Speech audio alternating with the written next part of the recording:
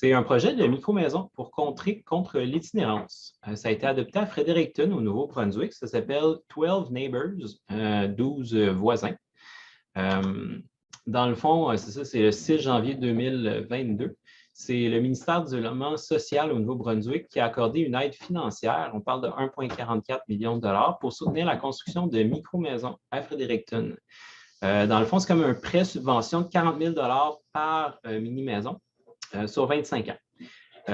Il prévoit construire 96 micro-maisons en petits lots de 12, d'où le nom, 12 Neighbors Community. On parle de petites maisons sur fondation de 10 par 24, donc c'est un petit peu plus gros que celle que j'avais construite à l'époque. Moi, c'est 8,5 par 24.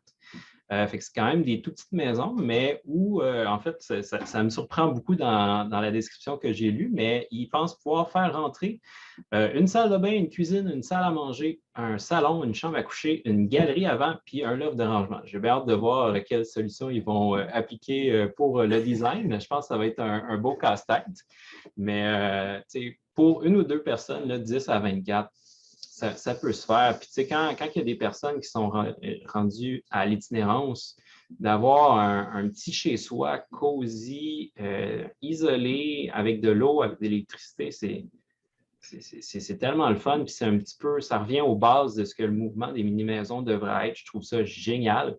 Il devrait avoir ça un petit peu partout, et là-bas, et ici au Québec. Tu sais, puis pas juste pour des personnes sur le seuil de l'itinérance ou même dans la rue, que ce soit pour des gens avec des faibles revenus. En fait, on s'entend qu'en ce moment, l'accès à la propriété, elle n'est juste plus là. Moi, depuis 2014, que je dis, l'accès à la propriété, c'est de plus en plus difficile pour bien des gens, mais là, maintenant, avec l'immobilier qui a explosé, avec le coût des matériaux qui a explosé, c'est comme... Je pense que je lisais récemment qu'il y a 50% des 30 ans et moins qui ont juste abandonné le rêve d'être propriétaire un jour. C'est vraiment triste, là. Fait que, ce genre de projet-là, c'est vraiment pertinent dans le portrait global, là. Ces maisons-là vont être connectées à l'aqueduc et égout de la ville. Puis ils veulent l'aménager comme Pocket Neighborhood. Je ne sais pas si vous avez déjà vu ça, mais c'est comme des petites grappes de maisons. C'est comme s'il y avait plusieurs petits ronds-points avec 12 maisons chacune.